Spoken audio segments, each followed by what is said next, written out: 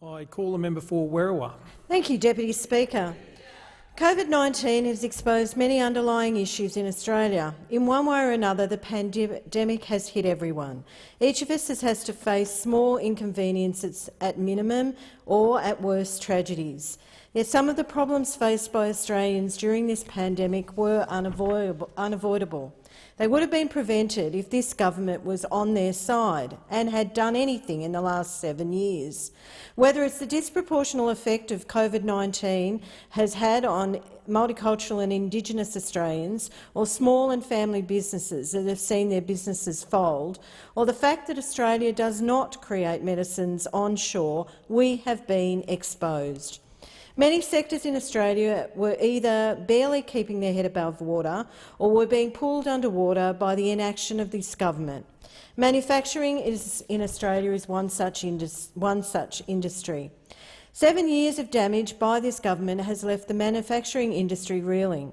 Over 90,000 jobs have been lost in Australia since the Coalition has been in government, coupled with 140,000 fewer people doing apprenticeships and traineeships than before the Coalition took power. No doubt these numbers are sure to grow, especially in my state, where they seem determined just to sell all the TAFE campuses.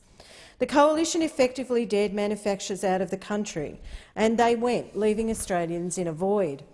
Labor went to the last election with an electric vehicle policy that would have reinvigorated the industry and pushed Australia into becoming the manufacturing powerhouse we can and should be. But the government slammed the idea. Now, 3 years later, they talk about hybrid cars and transitioning to EVs as this is a world first.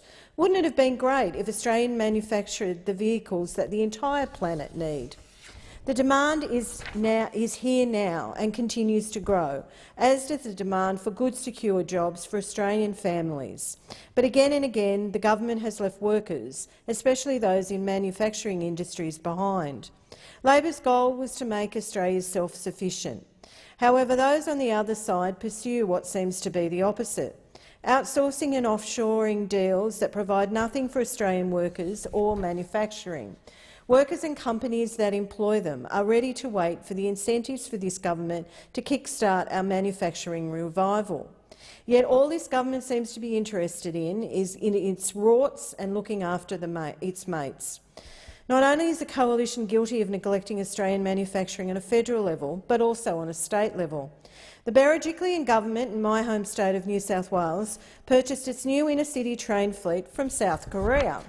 They bought their metros from India, their light rail carriages from France and Spain. They bought buses from Germany and Malaysia. And the Transport Minister managed to purchase ferries from Indonesia that don't fit under the bridges on the river that they are made to service, meaning that if you're on the top deck, you have to duck when you go under the bridges. The approach from the Coalition government at state and federal levels is to trash local manufacturing and trash TAFE. TAFE courses have been cut, and now we have a skills shortage. Why does the Coalition not think Australians aren't innovative or cannot manufacturing world-leading goods here at home? Take it from the Premier of New South Wales, apparently the leader of our state. She herself has stated publicly that Australia and New South Wales are just not good enough to build trains. But the Premier is wrong. There are manufacturing innovators in Australia. There are plenty in my part of the world in south-west Sydney. In my electorate of Werriwa, manufacturing is in the top 5 industries of employment. 11% of the entire workforce spread through the industrial precincts of Hoxton Park, Prestons and Ingleburn, and in the near future the Western Sydney Airport. State Asphalt, New South Wales, whose head office is in Prestons, was recently successful in round 10 of the Cooperative Research Centres project, receiving almost $3 million in grant funds, leading a process into recycling plastic and paperboard waste into value-added asphalt additives. Another business in the southwest, Tacker, pivoted from their packaging origins to make sure the material for protective face masks and shield needed for the brave workers on the front line of the pandemic. Where there's incentives, there is Australian ingenuity and there are jobs. Labor is on the side of manufacturing and the Australia that jobs create. Australians need a government that invests in them, and one that doesn't believe in does believe in Australian ingenuity and manufacturing capacity. Australia needs a government on its side.